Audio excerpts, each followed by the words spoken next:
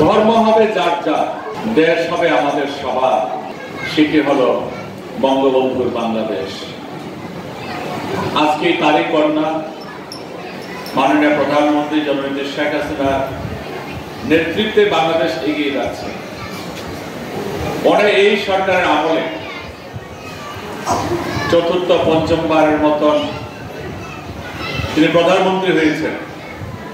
তিনি সকল ধর্মের সকল বর্ণের মানুষের কল্যাণের জন্য কাজ করে যাচ্ছেন। হিন্দুদের জন্য হিন্দু কল্যাণ ট্রাস্ট, বৌদ্ধদের জন্য বৌদ্ধ কল্যাণ ট্রাস্ট, তারপর খ্রিস্টানদের জন্য খ্রিস্টান কল্যাণ ট্রাস্ট তিনি সৃষ্টি করলেন।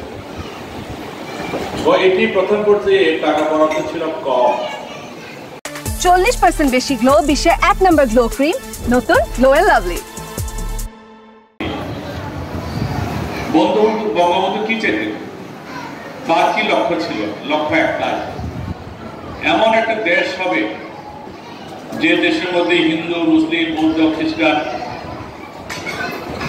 অসাম্প্রদায়িক চিন্তা, এই হিন্দু সমাজ আস্তে আস্তে আরো বেশি করে লোকজন বাড়লো, মন্দিরের পূজা পার্বণ আরো বৃদ্ধি পেল।